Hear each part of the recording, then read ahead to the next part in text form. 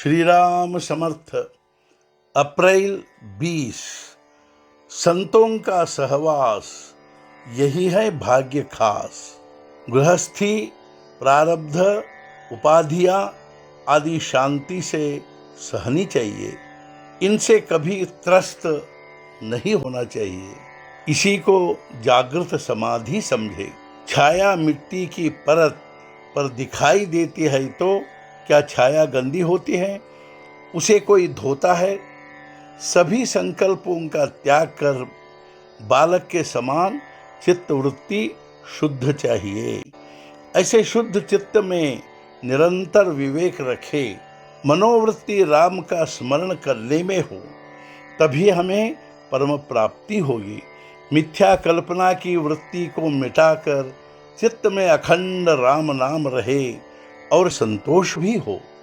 जो भी हमारे पास है उसे ईश्वरार्पण करना चाहिए और परमात्म चिंतन में लीन होना चाहिए। इसमें स्वानंद भी होगा। यही सिद्ध साधु के लक्षण हैं। वासनाओं को पूर्ण मिटाकर चित्त शुद्ध करके अहंकार को गाड़ कर निभ्रांत हो जाओ। मैं राम का हूँ, राम मेरा है, यही पूर्णत्व है। जो देह बुद्धि का त्याग करता है उसे संत सहवास का लाभ होता है। हमें संतों को देह स्थिति में नहीं देखना चाहिए। हमें देहातीत होकर यानी विकारों पर मात करके उन्हें देखना चाहिए। नाम में प्रेम करना ही साधु का लक्षण है। जो जो संतों के सहवास में आए उनका जीवन संतों ने सफल किया।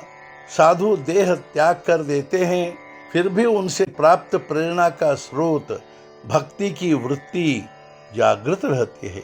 उसी का स्मरण करके रात दिन हमें उनकी सेवा में लगे रहना उचित है।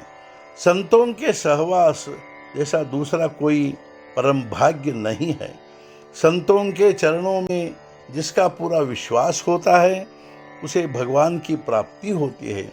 हम गृहस्थी जरूर करें, लेकिन हमारा सही ध्यान संतों की ओर हो।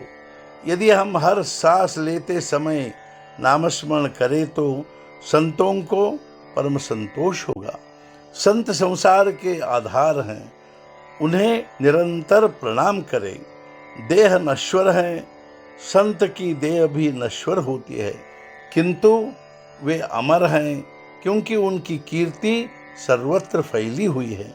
राम ही संसार का कर्ता है, निर्माता है। यह संत जानते हैं और तदनुसार व्यवहार करते हैं। अपने आचरण से वे औरों का मार्गदर्शन करते हैं। हमें संतों का अनुकरण करना चाहिए, उनके दर्शन करने चाहिए और उनसे प्रार्थना कर मार्गदर्शन लेना चाहिए, जिससे जीवन का रास्ता सहज होगा।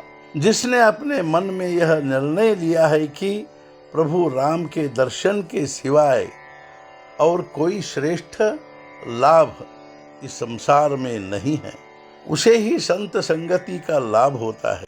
परम भाग्य से संत हमारे घर आते हैं। जो अभागी होते हैं उन्हें संतों का घर आने में क्या भाग्य है यह नहीं समझता। वे पूर्ण अनाड़ी हैं। अंधा सूर्य प्रकाश की महत्ता कैसे समझ पाएगा? अतः जो विषय वासना में डूबा है उसे संत संगति का लाभ नहीं होगा। राम नाम के बिना जिसका एक क्षण भी व्यतीत नहीं होता वही असल में जीवन मुक्त है। जो देह के बारे में विरक्त होता है, जिसे विषय व्यर्थ लगता है, वही जीवन मुक्त होता है। आज का मुख्य विचार, प्रभु राम के सिवाय दूसरा कोई श्रेष्ठ हित संसार में नहीं है। संत यही कहते हैं। सद्गुरुनाथ महाराज की जय। जय जय रघुवीर समर्थ।